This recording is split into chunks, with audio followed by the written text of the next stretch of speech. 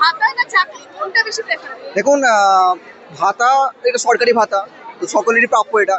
কিন্তু ভাতার চেয়ে আমার মনে হয় যদি শিল্প করতো বা চাকরি দিত তাহলে মনে হয় আরো ভালো হতো আর কি অ্যাকচুয়ালি। এখন এটা পুরুষ নারীর মধ্যে একটা সংঘর্ষ, যে নারী লক্ষ্মী ভান্ডার পাচ্ছে, আমরা কিছু পাচ্ছি না। এটা হয়তো ভালো হয়েছে যে মাসে একটা আমাদের কিছু দিচ্ছে। চাকরিটাই বেশি স্পেসিফিক করে। ভাতার লাইনে আছে, এখন ফর্ম ফিল আপ করা, রিচার্জ করা, এইগুলো এই জিনিস ছোটখাটো জিনিসগুলো সুবিধার জন্য আমরা এখানে দাঁড়িয়েছি। এবার ভবিষ্যতে যদি আমাদের মমতা দিদি যদি চাকরি দেন তাহলে এর জন্য আমরা খুবই কৃতজ্ঞতা হবো। জোর কদমে চলছে যুবসাথী ফর্ম ফিল আপের কাজ। চণ্ডীতলা 2 ব্লকের ইতিমধ্যে 11,000 ছাড়িয়েছে ফর্ম ফিল আপের কাজ। মাসিক 1500 টাকায় যেন কিছুটা স্বস্তি খুঁজছে বর্তমানে বেকার যুবক যুবতীরা। তাদের কথায় শিল্প কিংবা চাকরি অবশ্যই দরকার, কিন্তু বর্তমানে যতদিন না কোনো সুরাহা মেলে ততদিন এটাই পথ চলতি খরচা থেকে ছোটখাটো কোনো কোর্সের খরচ বহন করতে পরিবারের কাছে হাত পাততে হবে না। যদি যুবসাথী পেয়ে যান সেক্ষেত্রে কত উপকার হবে বা কেন করছে? উপকার বলতে আমাদের এই হ্যান্ডিক্যাপের মানে পড়াশোনা আমি এইচএস অব্দি করেছি, কোনো চাকরি বাকরি পাইনি, ঠিক আছে। আর আমাদের একটা দেয়, সেটা হচ্ছে প্রতিবন্ধী ভাতা দেয়, সেটা হচ্ছে 1000 টাকা করে। কিন্তু আমরা এখন চাকরি বাকরি করি না, আমাদের তো আর চাকরি মানে কোনো কাজ করারও তো ক্ষমতা সেরকম নেই, ঠিক আছে, নেই। তা ওই যদি 1500 টাকা দেয় আর ওই 1000 টাকা নিয়ে আমাদের একটু হলেও সাহায্য হবে। আচ্ছা, কিভাবে কাজে লাগাবেন? কাজে মানে যেমন সাংসারিক মানে নানা রকম ব্যাপার থাকে, দৈনন্দিন জীবনে যা প্রয়োজনীয় খরচা মরচা সেই সব কাজেই লাগা। পেলে কোনটাতে কাজে লাগাবেন? পড়াশোনায় যে ফর্ম তোলা আছে, লক্ষ্মী ভান্ডার পান না, বয়স হয়নি এখন। কোনটাকে বেশি প্রেফার করবেন, মানে চাকরি না ভাতা? অবভিয়াসলি চাকরি। সেক্ষেত্রে রাজ্য সরকার কি বার্তা দেবেন একজন ভোটার হিসেবে? মানে ভাতা না দিয়ে চাকরি দিলে অন্তত অনেক বেশি সবাই খুশি হবে। অন্যদিকে ফর্ম ফিল আপের কাজে রীতিমতো ভিড় সামলাতে গিয়ে হিমশিম খেতে হচ্ছে সরকারি কর্মীদের। এদিন পঞ্চায়েত সমিতির সভাপতি থেকে প্রধান কিংবা জেলা পরিষদ সদস্যরা কি বললেন শুনে নিন। মাননীয় মুখ্যমন্ত্রীর অনুপ্রেরণায়, তার চিন্তা ভাবনায় যুবদের যে একটা ভাতা দেবার পরিকল্পনা করেছে, যুব সাথী তার নাম দেওয়া হয়েছে, ব্যাপক সাড়া পাওয়া যাচ্ছে। প্রচুর ওই বয়সের ছেলে মেয়েরা আসছে, তাদেরকে এই যে সাহায্য করার জন্য যে ফর্ম এবং সেই ফর্ম ফিল আপ করার জন্য সব মানুষই এগিয়ে এসছে, যাতে করে আগামী দিনে তাদের পরীক্ষা থেকে শুরু করে নিজস্ব কিছু কিছু হাত খরচা, মানে কোথাও গেলে গাড়ি ভাড়া, কোথাও পরীক্ষা দিতে গেলে তার গাড়ি ভাড়া, কি ফর্ম কেনার জন্য তার কিছু পয়সা খরচা হবে, এগুলো মাননীয় মুখ্যমন্ত্রী চিন্তা ভাবনা করেছেন।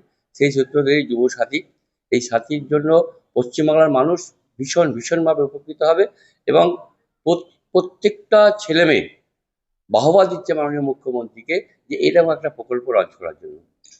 আমি আমার হাতে যুবসাথী রেজিস্ট্রেশন প্রায় এখনো পর্যন্ত 500 থেকে 550 মতো হয়ে গেছে। তার সাথে আজকে তার সাথে লক্ষ্মী ভান্ডার হচ্ছে এবং চলছে। মানুষের পরিষেবা দেওয়ার জন্য আমি এসেছি এবং পরিষেবা মানুষের দিয়ে চলেছি। জনজোয়ার রয়েছে, আগ্রহ মানুষের আছে, মানুষ আসছে, তার ফর্ম রেজিস্ট্রেশন করে ফিল আপ করে জমা করছে। দেখুন, এটা ভাতা নয়, যেটা বলছে ভাতা, যে চাকরির একটা পরীক্ষায় আমাদের যে ফর্ম ফিল আপ থেকে শুরু করে চাকরির পরীক্ষায় যাতায়াত থেকে শুরু করে এবং চাকরির পরীক্ষার জন্য একটা মিনিমাম প্রিপারেশন নিতে গেলে বা পরীক্ষার বইপত্র কিনতে গেলে যে একটা টাকা খরচা হয়, সেই টাকাটা যেটা 1500 টাকা, যেটা আমাদের মাননীয় মুখ্যমন্ত্রী মানবিকভাবে যেটা দিচ্ছেন বেকার যুবকদের জন্য, সেটা চাকরি বাদ দিয়ে যেটা ভাতা নয়, এটা যুবকদের একটা সাহায্য করা হচ্ছে, যাতে ওই 1500 টাকায় তারা সামান্যতম ওই ফর্ম ফিল আপের পয়সাটা, যাতায়াতের পয়সাটা বা কিছু বইপত্র নিয়ে পড়াশোনা করে যাতে চাকরির উপযোগী নিজেকে বানাতে পারে। যারা অলরেডি লক্ষ্মী ভান্ডার পাচ্ছে, ধরুন 24 বছর থেকে 40 বছর বয়সী মহিলারা, তারা কি যুবসাথীতে অ্যাপ্লাই করতে পারবে? না, যারা লক্ষ্মী ভান্ডার পাচ্ছে তারা যুবসাথীতে অ্যাপ্লাই করতে পারবে না, কারণ অলরেডি তারা 1500 টাকা করে বা 1700 টাকা করে পাচ্ছে।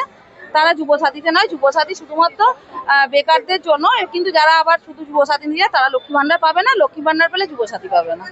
এখনো পর্যন্ত লক্ষ্মী ভান্ডারে বেশি মানুষ আসছে নাকি যুবসাথী? না, যুবসাথীতেই বেশি মানুষ আসছে, লক্ষ্মী ভান্ডারে কম আসছে, তুলনামূলকভাবে অনেকটাই কম। কারণ আমরা মানুষের কাছে পৌঁছে যেতে পেরেছি লক্ষ্মী ভান্ডার করে। এখন যারা নতুন, যারা 25 বছর উত্তীর্ণ হয়েছে, তারা হয়তো আসছে ফর্ম ফিল আপ করছে লক্ষ্মী ভান্ডারে, নয়তো যুবসাথীরই বেশি ক্যান্ডিডেট আসছে এন্ট্রি করতে। এখনো পর্যন্ত আমি যেটা করেছি মোটামুটি 200-250 জন এন্ট্রি করেছি। আচ্ছা, এই 3 দিনে মোটামুটি কিরকম সাড়া পেয়েছে?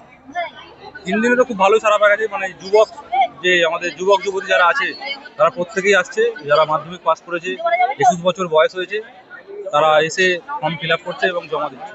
এখন এই যে আমাদের মাননীয় মুখ্যমন্ত্রী যে আমাদের সাহায্যটা করছে 1,500 টাকা করে দিয়ে যুবক যুবতীদের, তো এতে তারা যদি মনে করে যে কিছুটা হলেও স্বাবলম্বী হবে এবং যারা কাজ করে, ছোটোখাটো যারা কাজ করে, তাদের অনেকটা হেল্প হবে। যারা তাদের অন্তত যাতায়াত খরচা বা তাদের যে পকেট যে খরচাটা হয় যাতায়াত করতে, সেই খরচাটা অনেকটা সহযোগিতা সাহায্য হবে। চাকরি পেলে তো অবশ্যই ভালো। সেটা এটা দেখুন, পুরো ভারতবর্ষের মানচিত্রটা দেখুন, সেই জায়গায় দাঁড়িয়ে সারা ভারতবর্ষ জুড়ে একটা চাকরির ক্রাইসিস চলছে।